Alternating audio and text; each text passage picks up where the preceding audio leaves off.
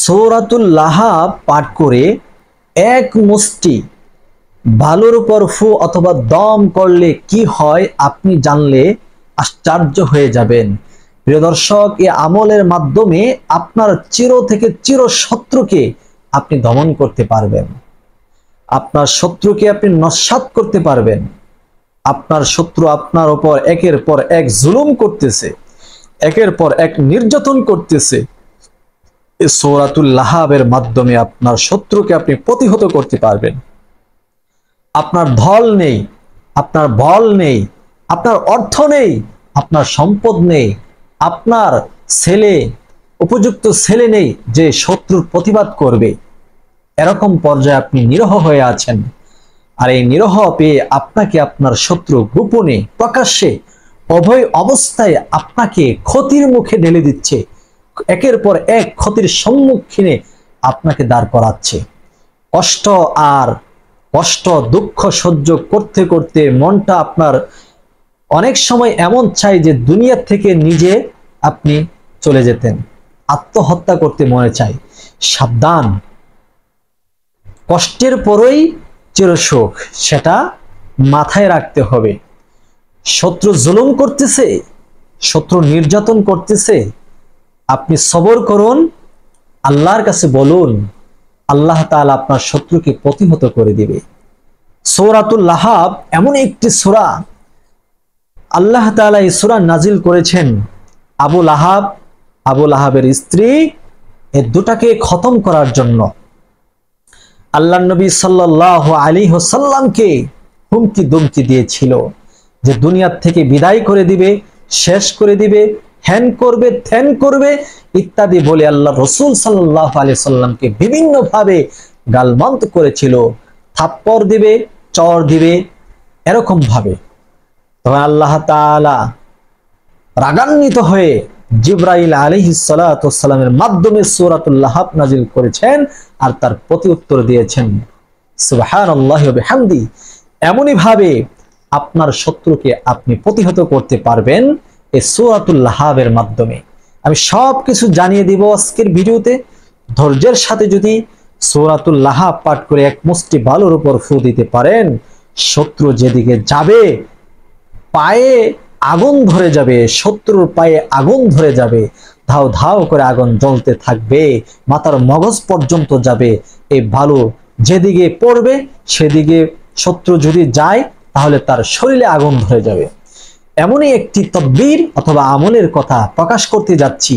আর সাবধান, অল্পতেই আপনারা ক্ষেপে রেগে গিয়ে গুসা করে রাগ করে এই কাজ ভুলও করবেন না, কারণ এটা কোরআনী আমল, কোরআনী জারফুক, জায়েজ হলেও আপনি অল্পতেই এ কাজে যাবেন না, কারণ তার অনেক ক্ষতি হয়ে যাবে। আপনি যদি আল্লাহ রাসূল সাল্লাল্লাহু আলাইহি সাল্লামের শিক্ষা হচ্ছে শত্রুপক্ষ যতই জুলুম করুক না কেন তাকে যদি ক্ষমা করে দেন তাহলে এর বিনিময়ে আল্লাহ তাআলা আরো দিবে। কিন্তু আপনি উপায় অন্তর পাচ্ছেন না, আপনার পিঠ দেওয়ালে ঠেকে গেছে আর যাওয়ার সুযোগ নেই, তখন গিয়ে আমলটি করবেন, উচিত শিক্ষা হবে, উচিত বিচার হবে ইনশাআল্লাহ। প্রিয় দর্শক, এই আমলটি করার জন্য সর্বপ্রথম আপনাকে শুকনো এক মুষ্টি বালু অথবা সেই পরিমাণ বালু আপনাকে সংগ্রহ করতে হবে। এরপরে এই আমলটি করার জন্য আপনি পবিত্রতা অর্জন করে নেবেন। আমলটি কোন দিন কখন করবেন সেটাও আমি আপনাদেরকে বলে দিব। আপনি আমলটি করার জন্য পবিত্রতা অর্জন করবেন, ভালোভাবে ওযু করে নেবেন। ভালোভাবে মরে যখন ওযু করবেন তখন আপনার পবিত্রতা সঠিকভাবে হবে।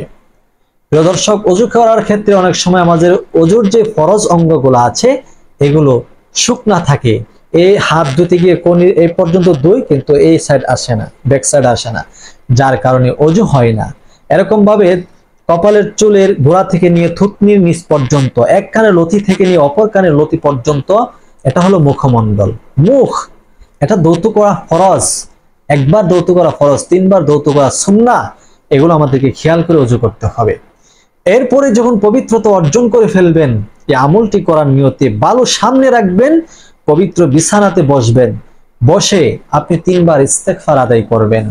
আস্তাগফিরুল্লাহ রাব্বি মিন কুল্লি যামবি ওয়া আতুবু ইলাইহি আস্তাগফিরুল্লাহ রাব্বি মিন কুল্লি যামবি ওয়া আতুবু ইলাইহি আস্তাগফিরুল্লাহ রাব্বি মিন কুল্লি যামবি ওয়া আতুবু ইলাইহি। এরপর তিনবার দুরূদ শরীফ পড়ে নেবেন।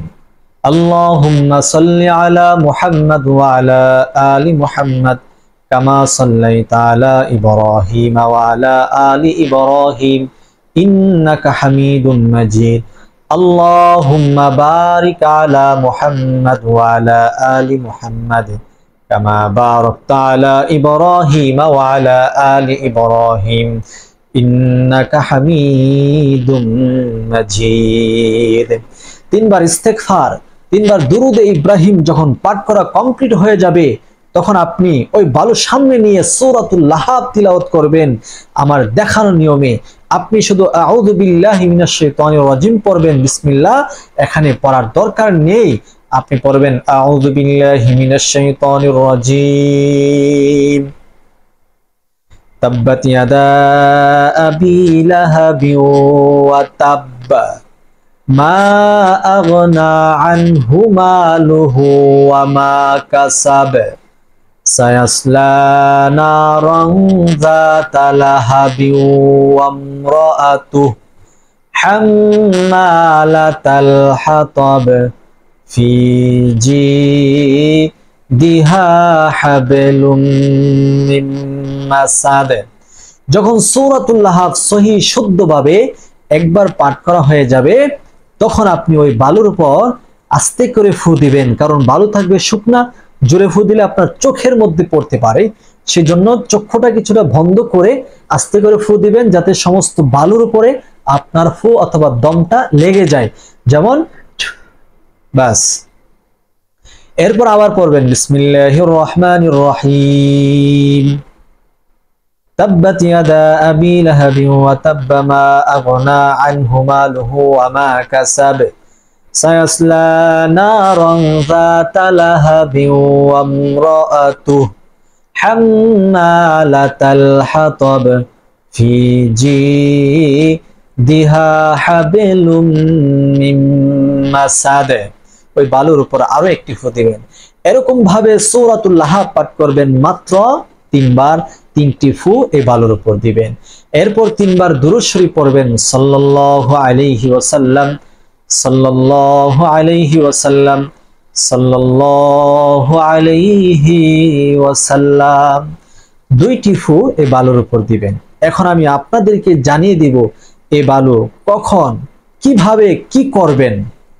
বিষয়টি জানার পূর্বে আপনি যদি আমাদের এই ছোট্ট চ্যানেলে নতুন এসে থাকেন, দয়া করে চ্যানেলটি সাবস্ক্রাইব করুন। আর যারা সাবস্ক্রাইব করেছেন আপনাদেরকে অসংখ্য ধন্যবাদ। দয়া করে সবাইকে বলবো ভিডিওটি যে যেখানে পারেন শেয়ার করে প্রচার করুন। প্রিয় দর্শক, এই ভালু আপনার যদি সম্ভব হয়, আপনার শত্রু যে ঘরে বসবাস করে, যে ঘরে থাকে, ওই ঘরের দরজার সামনে, ওই ঘরের ভিতরে যদি কিছু পরিমাণের ভালো ছড়ায়ে ছিটিয়ে দিতে পারেন, আর আপনার শত্রু যদি ওই বালুর উপর দিয়ে হাঁটা চলা করে, পায়ের তালু গরম হয়ে যাবে, মাথার মগজ বাতের মগজের মতো, বাতের মারের মতো মাথার মগজগুলা টকবক টকবক টকবক করে গলতে থাকবে। এরকম ভাবে ফুটন্ত হয়ে যাবে আপনার শত্রুর মাথার মগজ। আপনার শত্রু ভুলেই যাবে আপনার কথা, আপনার বিরুদ্ধে কোনো কথা বলবে দূরে থাক, সে তো আপনার নামগন্ধই নিতে পারবে না। এরকম পরিস্থিতি তৈরি হয়ে যাবে।